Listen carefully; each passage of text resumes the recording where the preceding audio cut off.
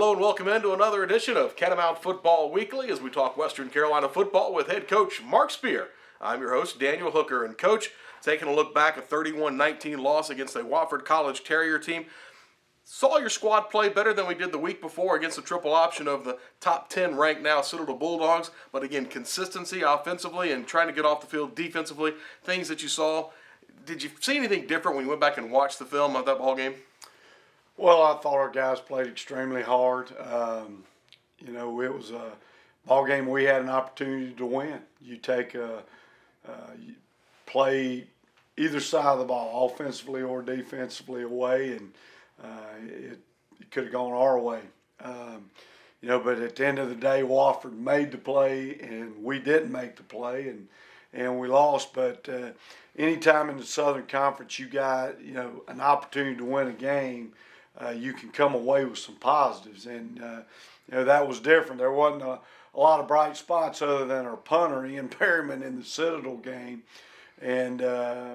but coming out of this game, you felt like we had an opportunity to win, and that gives our players encouragement and the motivation and to continue to go out and practice hard this week. We've to this point have had really good practices, and our guys have just got to find the way to make those plays. And I told them last year we were in some similar ball games, and we found ways to make the plays, where this year we're giving them up. And that's more a mindset. That's more the mental part of the game than it is the physical part. But on both sides of the ball, we had opportunities to make plays that would have made a difference in that ball game, and we didn't get it done. And we got another opportunity to do that this week against Mercer, and going to be in a great environment down there. And we got to go down there with a great attitude and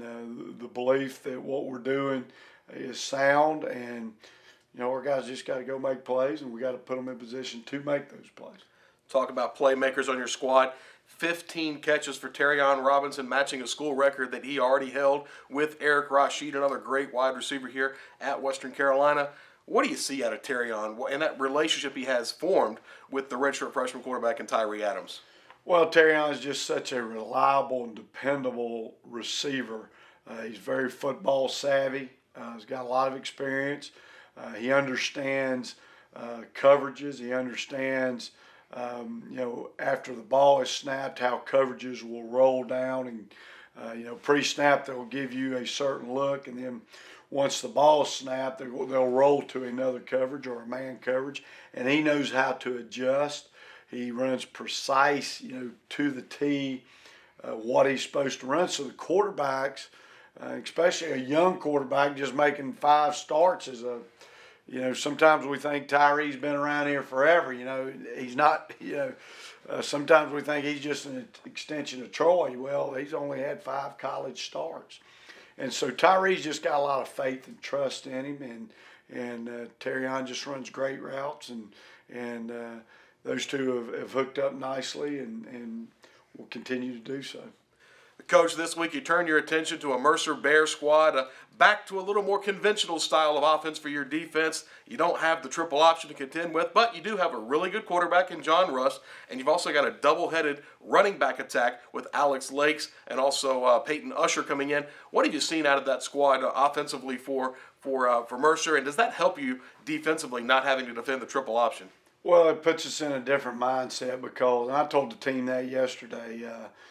We had the open date, which was getting ready for Citadel. Then we played Citadel. Then we played Wofford. So for 3 weeks, we've been in a different mindset than we are the rest of the 49 weeks of the year.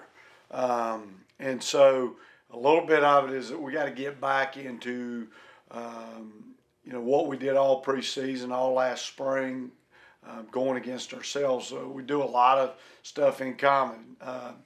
Coach Lamb's done a great job there. He's done a great job ever since he was at Furman. He's a guy that gives you a lot of formations. He runs very few plays, 4 or 5 run plays, but he does them out of so many formations that your Mike linebacker, because of this formation, may have to fit the power one way, versus another formation he's fitting the same play, though he's having to fit it a different way because he's lined up differently because of his pass responsibilities. So, sometimes people don't understand that, but Bobby Lamb does, and by what he does formationally, it moves your defense because they have to get to their pass drop responsibilities. And so sometimes that changes the way they play a certain run. So Coach Lamb's always done a great job of establishing the run and trying to be very balanced. But he does as good as anybody we've ever, for a long time preparing. And he does a great job of the play action off of the runs. So, you'll get all those safeties and linebackers being nosy to stop the run. He's seeing how you're stopping the run out of certain coverages and knows how to get you in a bind in play action. So, you have to be very disciplined. Playing it, the quarterback's a really good thrower, a 4-year starter, and he runs good. People think, well, he's not a great runner. He's a lot better runner than people give him credit for. And he might not can go 80 yards for a touchdown, but he's great at moving the chains. He's an aggressive, physical runner. And he's just savvy. He's got that it factor. And their team has played a lot of ball. This is their 4th year of playing football, so these are all the guys that came in with Coach Lamb, played as freshmen, got their noses bloodied, but they've played 4 years of football. They're very athletic, and they can really hurt you if you're not sound. Do you feel like you're looking in a mirror at times when you're looking at a Mercer squad, a team just like yours that's built with really athleticism and speed? Yes, we talk a lot, and our sons play together. They're both quarterbacks at Appalachian, and Zeb's going to be down there actually riding home with Taylor after they play Wednesday night on ESPN. They've got fall break, so my son's going to be behind enemy lines. I told him we're going to see what kind of espionage he can do, scouts and reconnaissance for us. But no, me and Bobby talk a lot and bounce a lot of ideas off each other. We usually talk at least once a week and got a lot of respect for him, known him a long time. But we got a lot of the same philosophies. Neither one of our teams are very big. We both build our teams around speed and athleticism, and so defensively they use it. They're twisting, they're slanting, they're stunting. They're a very what we call active defense. They don't just line up in the same thing and have 315-pound defensive tackles that are holding gaps. They're doing a lot to try to confuse you and use their speed and athleticism, and they've got really good skill positions offensively. Got a great kick returner back who was hurt some last year, but the Chandler, number 13, outstanding kick and punt returner. They've got speed all over the field, and that's what they do a good job of, just establishing a balanced attack on offense and waiting. Once their guy breaks the second level, the linebacker level, they got the speed to go to the house, and then defensively, they play hard, and if something breaks, they can usually run it down. It may break for a 20-yard gain, but it's not going to go the distance. So, we do feel like there's a lot in common, and it's nice to be able to, again, get out of that option mentality and get back to playing what we call conventional football. Coach, really just a 2-game series between these two programs, Mercer and Western Carolina, since they brought football back in Mercer. But you look at that program and you look at the 2 games. First year down at Mercer, a ball game, Western Carolina used the athleticism, maybe used more experience in a young fledgling program there at Mercer to get the win. Last year, you fall behind 21-3, and you have to come back to get the victory here, and Detrez Newsome breaks one late in that ball game to give you the win. How much do you look at the past ball games, the few ball games that we've had against this program, to look to this year?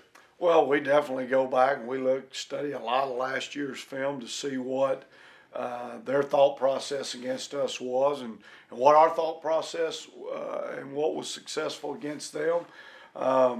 And you also want to just kind of gauge the talent level and their personnel versus our personnel. Because their players are all back pretty much because this is their first really senior class.